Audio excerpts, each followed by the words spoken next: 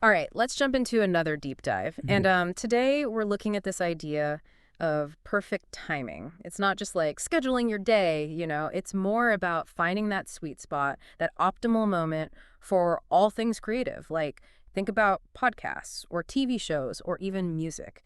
And to get us started, we're going to be unpacking this super interesting conversation between Hideki and Mayumi. They're the hosts of this Japanese podcast called Aburi Shime Saba Radio. They really get into the weeds, like the nitty-gritty of timing in their own creative process. Yeah, it's really cool how they go beyond just, efficiency and stuff. They actually ask some pretty big questions like, is it always best to stick to a strict schedule, or could a little flexibility actually make things better, like creatively? Right. Exactly. Yeah, they start off wrestling with this problem of when to release their podcast episodes to hit the most listeners. And they wonder if it's better to kind of like align with the world, as they put it, or if it's better to stick to their own creative rhythm. This whole idea of aligning with the world, it's pretty fascinating, right? Absolutely, really gets at this need we all have, like as creators, to connect with an audience, to resonate with something outside of ourselves.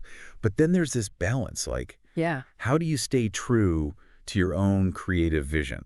That's the real tension Hideki and Mayumi are grappling with, I think. Yeah, and it makes you think about all the different factors that go into timing too. Like, is it about hitting that peak moment when your audience is like most receptive? Or is it more about capturing a feeling or an idea when it's fresh and raw, like whenever that happens to be? Yeah, totally. And then it gets even deeper. Like Mm. Hideki even suggests using a season format for their podcast, like TV shows Oh do. yeah, like dedicating a whole season to a theme, like love or art. Right. Like, Exactly. He thinks it could lead to a more focused, more engaging experience for listeners. And, this kind of ties into something bigger we're seeing everywhere. Think about the rise of those limited series on streaming platforms or albums that, like, tell a story.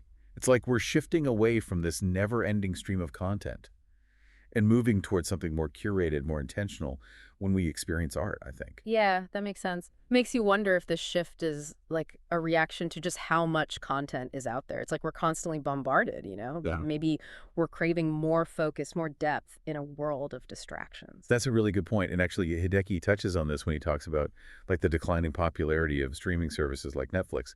He notices that people are craving real life experiences more and more. Yeah. And like the immediacy of live content. It's like there's this Yeah. growing desire for things that feel more in the moment, less, I don't know, mediated. Right. Yeah, I get that. Which actually brings us to this super interesting discussion they have about a Japanese TV drama called The Ground Poetry.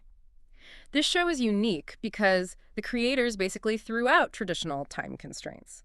Like, each episode's length was determined by the natural flow of the story, not by preset time slots, which is crazy. I know, right? And here's the kicker. It was a huge success. So it makes you wonder, could this be a sign that at least sometimes a flexible approach actually works better? Like, are we moving away from these rigid formats towards something more organic, Hmm. more authentic? Totally challenges how we usually think about things, doesn't it? It really does. And what's even more interesting is that we see this in music, too. Yeah. Think about all the songs today that break from traditional structures, like artists experimenting with shorter songs or starting with the chorus to grab your attention right away. Yeah. It reflects how our attention spans and like how we consume things are changing in this world of like constant stimulation. You know? For sure. It's like everything's moving so Yeah, it really makes you think. Like, how do these changes in formats actually affect the way we experience art? Like, are we becoming more sensitive to, like, the timing and pacing of things, more in tune with it? That's a really good question. Makes me think about how we all consume content, like on a personal level. How do you approach it, in this crazy, fast-paced world? What makes you feel really engaged with something? Well, for me, I'm drawn to things that respect my time, but also, like, actually have depth. Yeah, It's a tricky balance, don't you think? Like, wanting something concise, but also meaningful, not just fluff.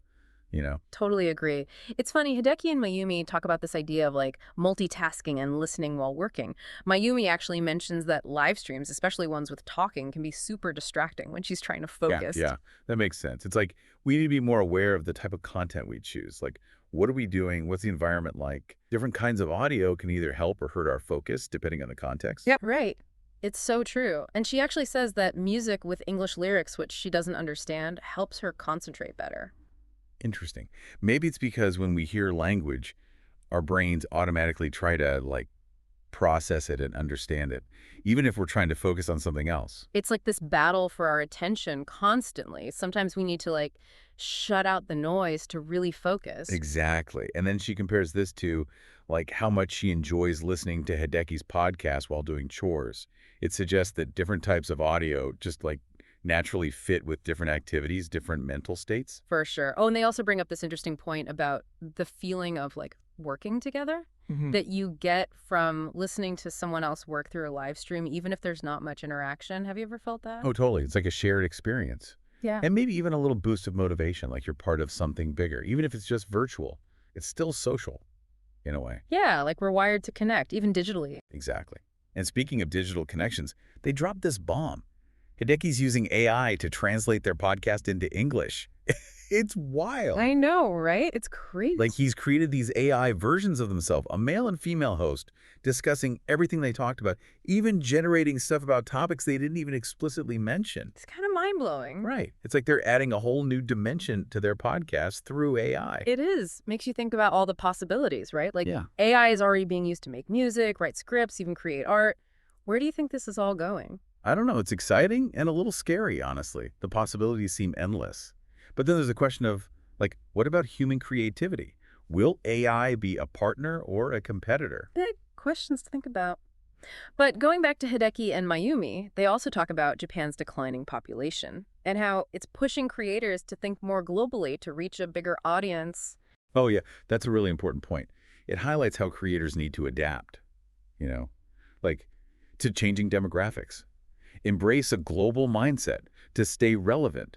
It's not just about your local community anymore. You got to think about how your work can connect with people from different cultures, different backgrounds. It seems like they're really advocating for breaking down those barriers, connecting with people all over. Like they see it as an opportunity, not a challenge. Yeah, and technology makes that possible too.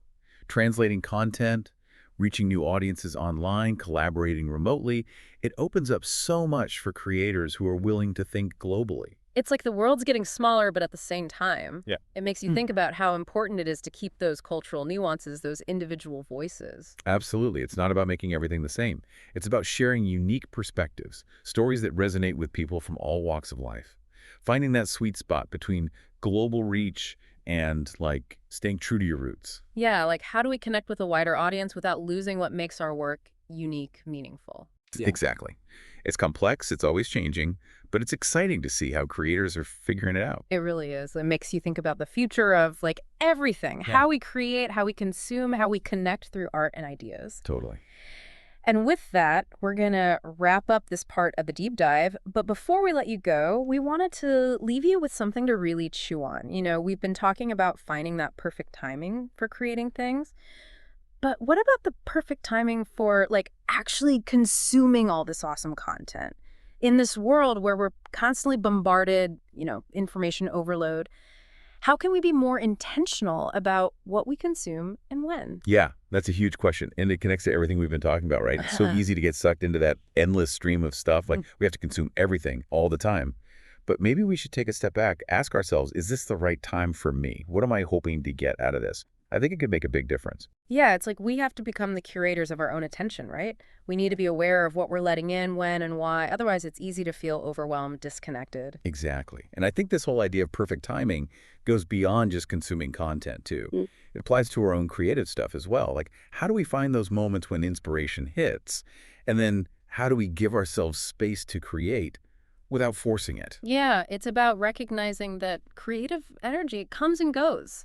Sometimes the best thing is to just step back, let things simmer a bit. And sometimes it's about embracing those spontaneous moments, you know, when an idea just grabs you and you have to go with it, being in tune with your own rhythm, trusting your gut.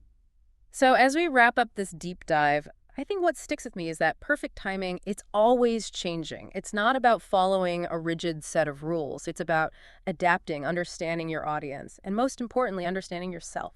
It's about being present, mindful, making conscious choices about how we spend our time, our energy, both as creators and consumers.